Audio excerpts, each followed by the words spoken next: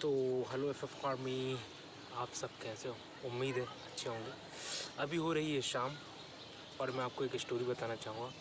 एक स्टोरी है और एक और आगे स्टोरी है। जो मेरी स्टोरी, ये वाली स्टोरी है मेरी भोपाल से सांची की ओर जाने वाली। तो एक्चुअली में हुआ ये था कि मैं भोपाल से सांची की ओर जा रहा था और उस समय तो एफ आर्मी हुआ ये था कि मैं जा रहा था भोपाल से सांची की ओर। तो उस समय क्या हुआ कि मैं भोपाल से सांची की ओर नादरा बस स्टैंड भोपाल वहाँ पर पहुँचकर मैंने वहाँ पर ढूंढने लगा कि भोपाल से सांची की ओर जाने वाली बस कौन सी है। भाई मैंने थोड़ी बहुत दूर देखा, घूमा फिरा, पर उसके बाद बढ़िया मेरे को बस मिल गई और मैं बस में जाकर बैठ गया। बढ़िया आसानी से जाकर बैठ गया वहाँ पर। अब बैठ गया, फिर बैठा मैं, लास्ट में अपना सामान वामान रखा आराम से, और सामान रख कर मैं आपको लास्ट क्लिप दिखाऊंगा हुआ क्या था। फिर उसके बाद मैं जो बीच का जो पार्ट था वो शूट नहीं कर पाया था। तो एक्चुअली में हुआ ये था कि मैं वहाँ पर जाकर बैठ गया और एक बाबा आता है। वो मुझसे कहता है कि भाई आपकी इच्छा पूरी होगी और मुझे आप 500 रुपये दे दो, और मैं जानता हूँ कि आप कहाँ जा रहे हो। मैंने कहा भाई मैं 500 रुपये क्यों दूँ भाई तुझे, भाई मैं क्यों दूँ तुझे तेरे को कुछ लगता है खाने पीने का तो मैं दिलवा देता हूँ। नहीं, बोले मुझे 500 रुपये चाहिए। मैंने बोला भाई मैं नहीं दूँगा, मैंने बोला नहीं दूँगा मैं आपको। तो फिर वो बोलने लगा आपके साथ काफ़ी बुरा हो सकता है। तो मैंने कहा चल ठीक है भाई। तो वो काफ़ी देर तक बहस करने लगा सामने वाला बंदा, और सभी लोगों से मांग रहा था। फिर मुझसे मांगते मांगते सामने वाले से मांगने लगा। फिर भी मगर सामने वाले से मांग के आ गया, उसने 10-20 रुपये दे दिए। भाई फिर मैंने मेरे से मांगने लगा, तो मैंने बोला मैं खाने के लिए दिला दूँगा, मैं तेरे को कुछ नहीं दूँगा, इसके अलावा मैं पैसे एक भी नहीं देने वाला। हाँ ठीक है भाई। सामने वाला बंदा बोला कि भाई 500 रुपये नहीं देगा तो मैं जानता हूँ तू कहाँ जा रहा है। तो मैंने उसको गौर से तो नहीं देखा था, मगर यहाँ ये देख लिया था कि एक बाबा खड़ा हुआ है बस के पीछे, जो कहता है, वो कहने लगा कि आप सांची जा रहे हो, मुझे पता है कि आप सांची जा रहे हो, तो आपकी मनोकामना पूरी होगी, 500 रुपये दे दो, सब सही हो जाएगा। तो मैंने कहा कि भाई ये चीज़ तू कैमरे में बोल देना, और ऊपर से जो फालतू की जो बहस कर रहा है ना ये सब बताना। और बोले कैमरा मत निकालो मत निकालो मत निकालो। और मैंने कहा भाई कैमरा क्यों नहीं निकालूं भाई, तू सही बोल रहा है, मैं तेरे को 500 रुपये देता हूँ, तू सही बोल, और चल पास में पुलिस थाना है, वहीं पर अपन बात करते हैं। और फिर उसके बाद भाग लिया। तो फिर उसके बाद भाग गया। फिर लास्ट क्लिप दिखाता हूँ मैं आपको। लास्ट, अरे बाबा लोग ही तो हैं, देख रहे हो ये बाबा लोगों को, ये देखो वो चले गए।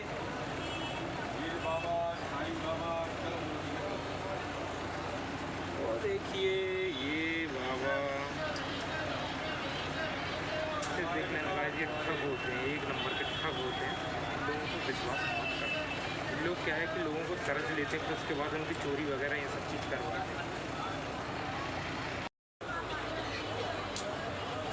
आदमी सामने वाले उस बंदे ने मेरे को, जो बाबा बना हुआ है, उसने मेरे को सुन लिया। मैंने बस वाले से पूछा कि सांची जाना है, तो वो मुझसे बोलने लगा कि भाई तुम सांची जा रहे हो, मेरी मुराद पूरी करो, मतलब ऐसे मेरी मुराद पूरी कर देना। सामने वाला बंदा बोलने लगा मुझसे। क्लिप में ये हुआ था।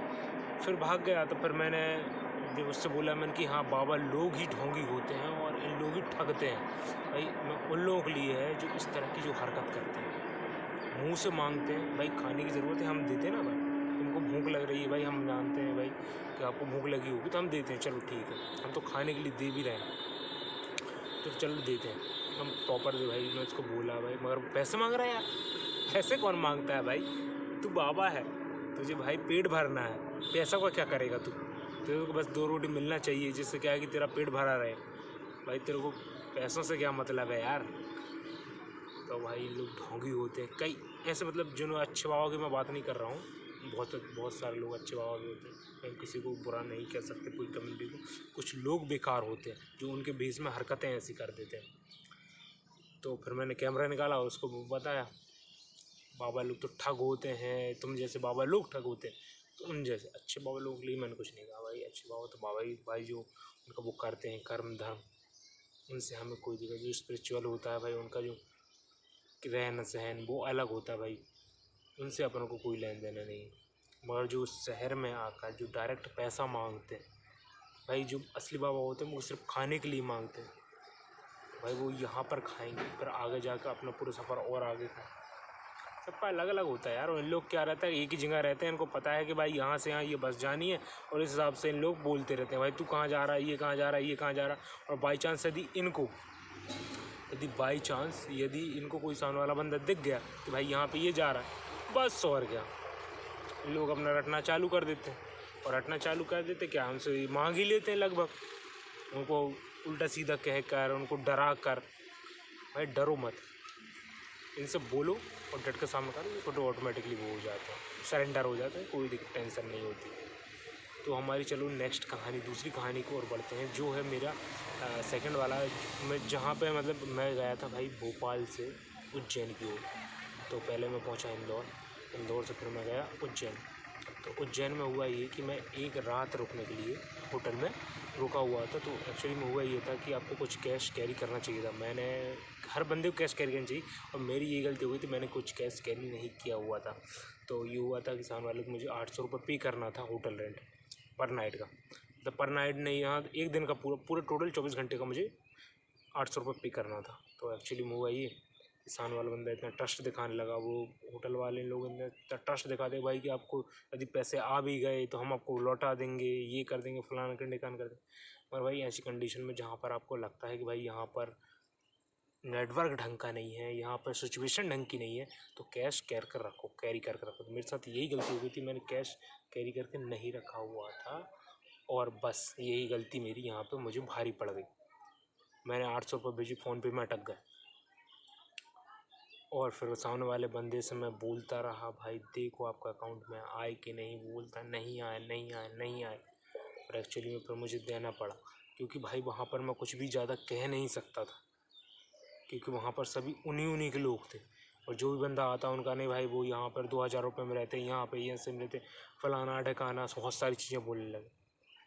मैंने वहाँ पैसे दिए, और सामने वाले ने मुझे यकीन दिलाया कि भाई जैसे मेरे पास पैसे आएंगे मैं आपको लौटा दूँगा, और उसने मुझे पैसे भी नहीं लौटाए। और आज पूरा 2 महीने से ऊपर हो चुका, बंदे ने 800 रुपये खा गया, और मैंने कैश भी दे के आया था, ऐसे उसने 1600 रुपये खा गया भाई। हमेशा सिचुएशन को देख के हिसाब से अपन को चलना चाहिए। एक्चुअली में ये होता है, हम किसी के बहकावे या किसी के कुछ भी कहता है तो उसके बारे में ज़्यादा नहीं सोचना चाहिए। बस ये है कि पर्टिकुलर सोचो कि हम ये चीज़ कर रहे हैं, मतलब यहाँ पर जा रहे हैं, तो सामने वाला बंदा कैसे क्या हो सकता है। हाँ, कुछ संभावनाएं ज़रूर होती हैं कि भाई फ्यूचर को कुछ का कुछ हो जाए या कुछ का कुछ हो जाए, ये चीज़ हम देख के नहीं आए। किसी के बहकावे या किसी को छलावे में हम नहीं जाने वाले। भाई हम जो सोचें, भाई हम कर्म करते हैं तभी आगे बढ़ते हैं, हम कर्म नहीं करेंगे तो आगे नहीं बढ़ेंगे। हमेशा ये कृष्ण ने, भगवान ने गीता में अर्जुन से यही कहा कि भाई कर्म करना आपके हाथ में, और सही कर्म करना, समझ के कर्म करना आपके हाथ में, मगर फल की चिंता करना ये आपके बस में नहीं है। आप सही करोगे तो सही काटोगे, और आप गलत करोगे तो आप फल की चिंता ज़रूर करोगे कि मुझे ये सही नहीं मिलेगा। मैं दोनों ही जगह सही था, मगर एक्चुअल में क्या था कि सामने वाले ने ज़्यादा ट्रस्ट दिलाया। तो हमेशा इन होटल वालों पे ज़्यादा विश्वास मत करो। जो पे बनता है उसके लिए कैश निकालो, या कहीं से भी कैश का इंतज़ाम करिए, कैश कैरी करके रखो और दो इन लोगों को। और बाबा लोगों के चक्कर में बिल्कुल मत पड़ना, क्योंकि लोग ठग होते हैं, एक नंबर के ठग होते हैं। अच्छे बाबा की बात नहीं कर रहा हूँ मैं, जो गलत है, जो मैंने बताया ना, ऐसी स्टोरी थी। मैं आपको वीडियो क्लिप भी दिखाता हूँ, बीच बीच में वीडियो क्लिप में डाल दूँ, है। तो चलो बाय बाय, एफ फार्मिंग।